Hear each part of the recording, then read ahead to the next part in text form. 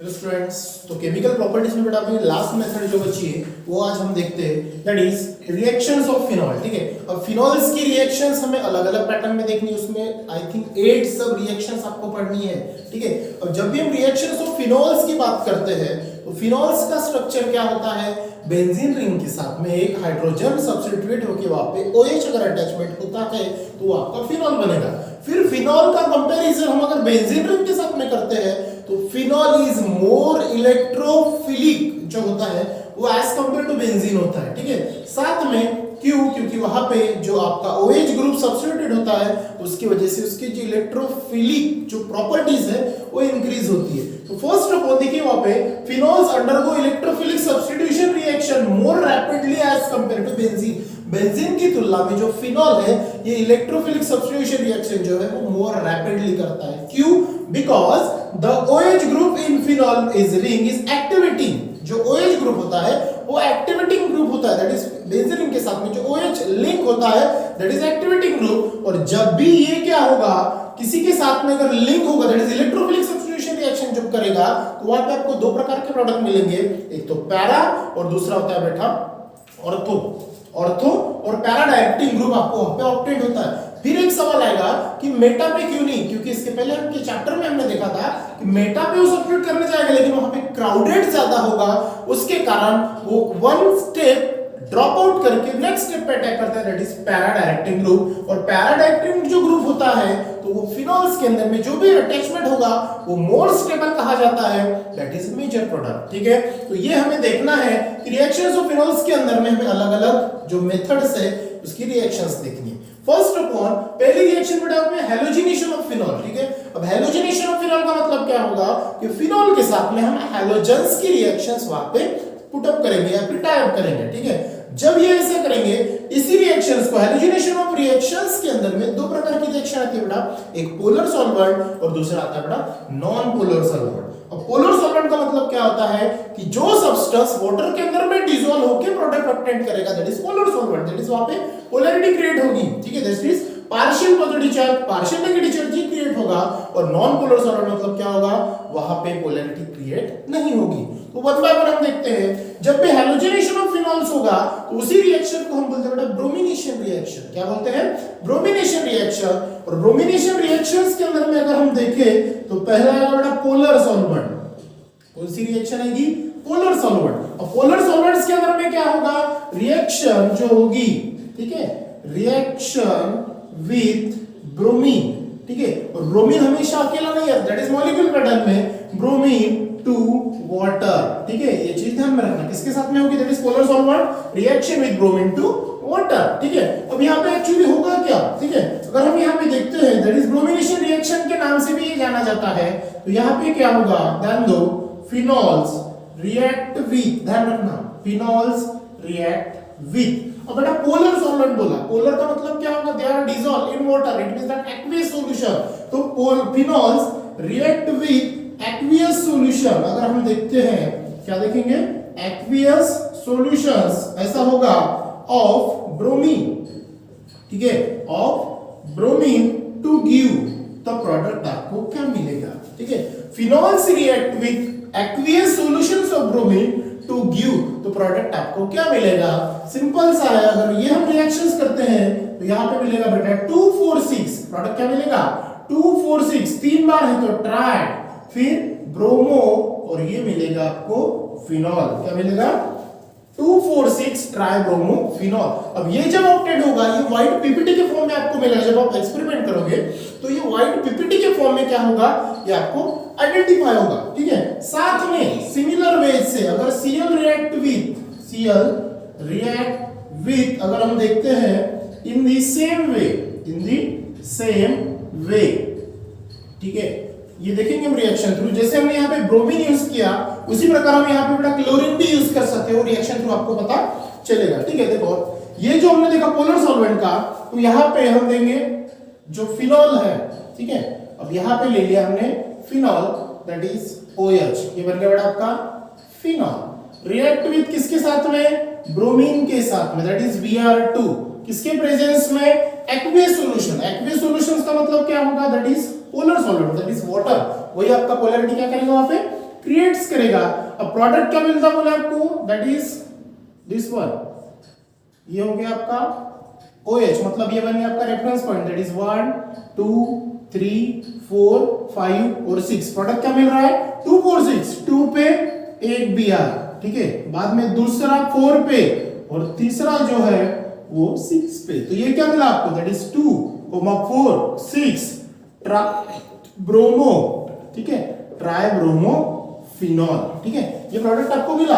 अब देखो यहाँ पे 3 Br है, तो यहाँ पे भी क्या करना पड़ेगा, 3 टाइम्स ऑफ Br लेना पड़ेगा। तो यहाँ पे होगा क्या एक्चुअली, देखो अगर ये फिनॉल है, ठीक है, अब यहाँ पे OH है, मतलब हर जगह पे यहाँ पे क्या है बेटा, हाइड्रोजन अटैचमेंट है, यहाँ का हाइड्रोजन, यहाँ का हाइड्रोजन और यहाँ का हाइड्रोजन ये रिप्लेस हुआ और उसके जगह पे ये Br अटैचमेंट हुआ, ठीक है। अब ये Br अगर अटैचमेंट हुआ तो ये तीनों हाइड्रोजन के साथ में 3H के साथ में, अब Br कितने 6 Br में से 3 Br, तो यहाँ पे अटैचमेंट हुए, तो यहाँ पे 3 टाइम्स ऑफ HBr, ये क्या होगा बाहर निकलेगा, 3 हाइड्रोजन और 3 Br, मतलब 3 times of plus 3 times of क्या होगा, प्लस 3 टाइम्स ऑफ HBr यहां से क्या होगा रिलीज होगा, ठीक है।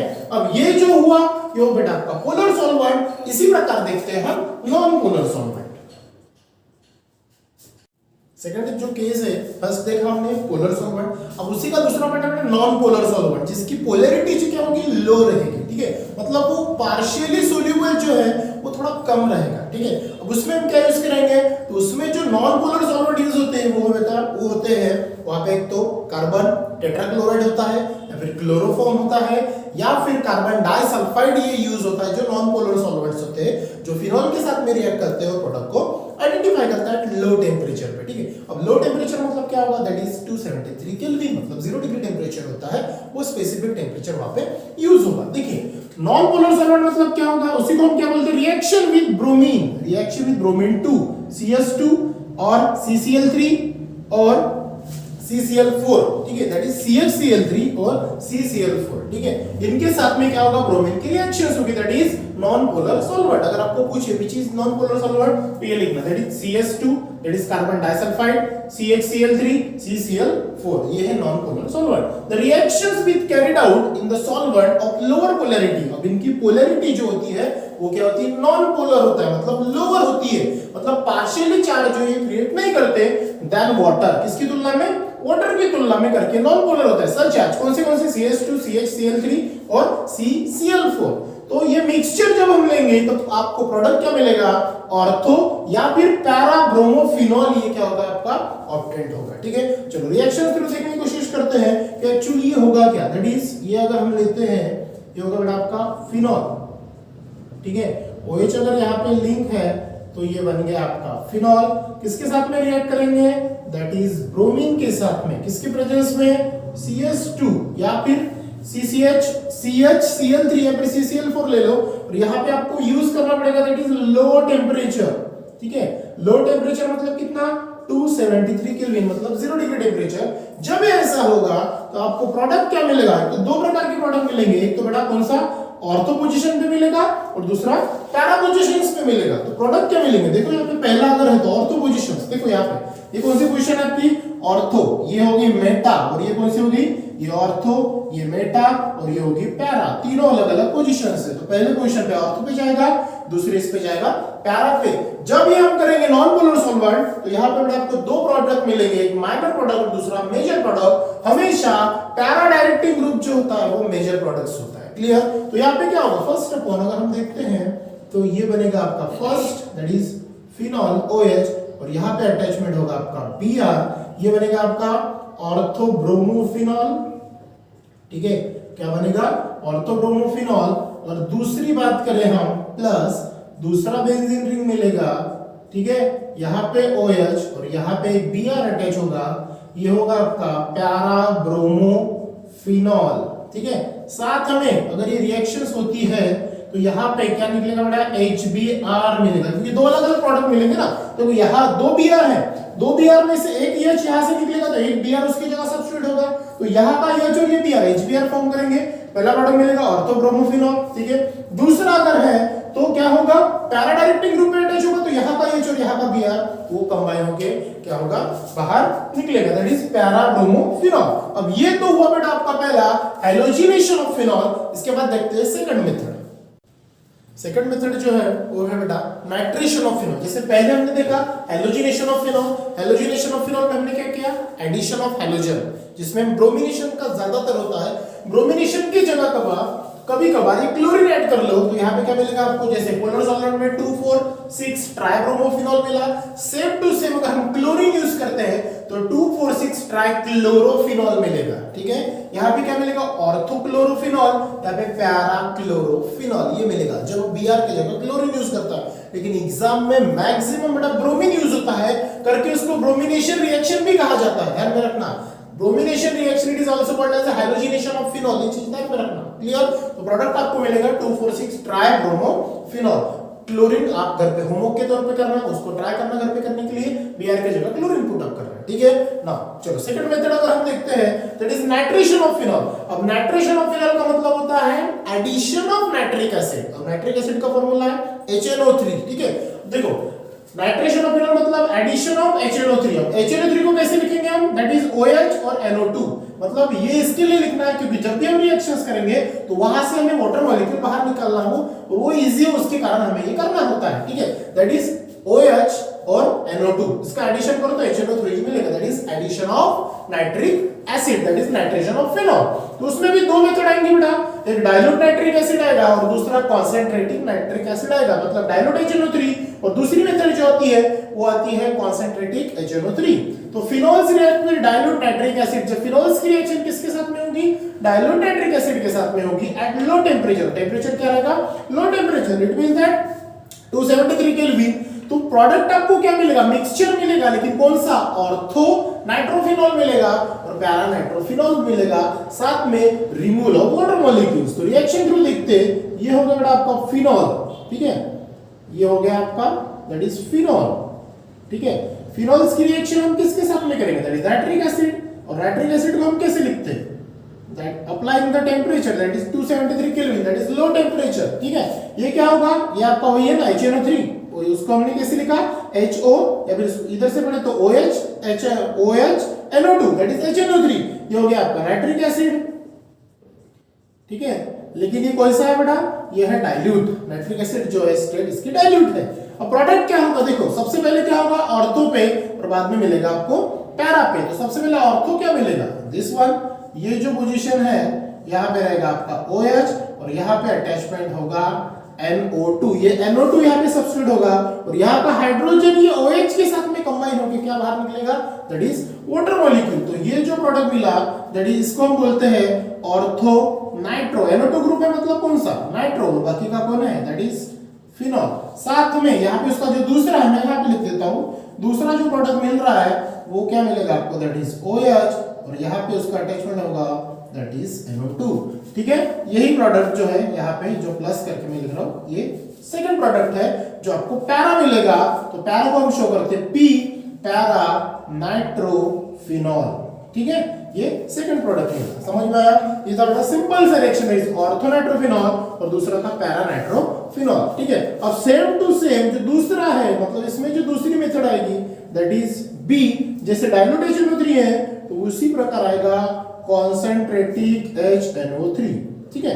अब वो देखो क्या होगा, जब इसमें फिनॉल्स का रिएक्शंस जब होगा तो फिनॉल्स ये रिएक्ट होगा किसके साथ में, phenols same to same react with, अब यहाँ पे जगह नहीं तो मैं इधर लिख देता हूँ, फिनॉल्स रिएक्ट विद। अब डाइल्यूट की जगह कौन आएगा, दैट इज कॉन्सेंट्रेटिक। कॉन्सेंट्रेटिक कौन सा, नाइट्रिक एसिड, ठीक है, कॉन्सेंट्रेटिक नाइट्रिक एसिड। लेकिन यहाँ पे एज अ कैटालिस्ट हमें यूज करना होता है इन द प्रेजेंस ऑफ, ध्यान रखना, in the presence of, in the presence of, कौन प्रेजेंस होगा, यहाँ पे हम यूज करेंगे बेटा कॉन्सेंट्रेटिक सल्फ्यूरिक एसिड।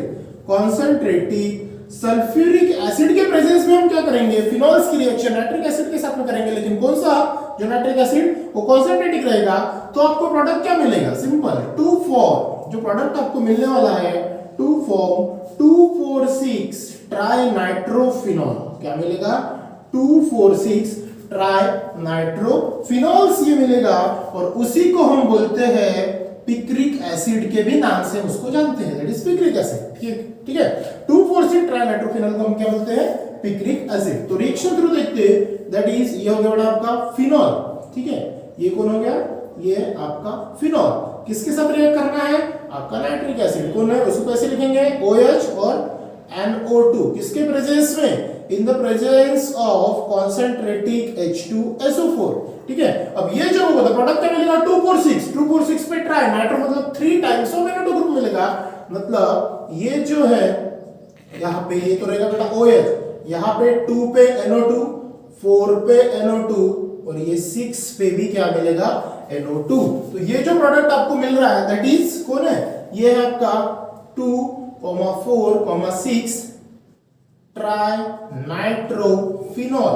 ठीक है, और इसी का दूसरा नाम क्या है, पिक्रिक एसिड। क्या नाम है इसका, पिक्रिक एसिड, ये उसका दूसरा नाम है। साथ में यहाँ पे क्या होगा, 3 times of water molecule release होगा। देखो 3 हाइड्रोजन यहां से रिलीज होंगे, 3 हाइड्रोजन ही OH के साथ में कंबाइन होकर 3 टाइम्स ऑफ वाटर मॉलिक्यूल्स निकालेंगे और बचे NO2 उसकी जगह पे सब्स्टिट्यूट हो गया। दैट इज ये तो गया रेफरेंस पॉइंट, ये 2, 3, 4, 5, 6 मतलब 2, 4, 6 पे नाइट्रो ग्रुप अटैचमेंट है और 3 बार है करके ट्राई नाइट्रो और फिनॉल, उसी को बोलते हैं बेटा पिक्रिक एसिड। तो ये थी आपकी second method, that is nitration of phenol. Second जो मेथड है जो नाइट्रेशन ऑफ फिनॉल, उसके बाद में होता है सल्फोनेशन ऑफ फिनॉल, जिसमें आपको सल्फ्यूरिक एसिड का एडिशंस करना है फिनॉल्स के साथ में, मतलब फिनॉल्स के अंदर में सल्फ्यूरिक एसिड की रिएक्शन करनी है, प्रोडक्ट आपको आइडेंटिफाई करना है। वो कंटिन्यू करेंगे हम नेक्स्ट क्लास में। So thank you.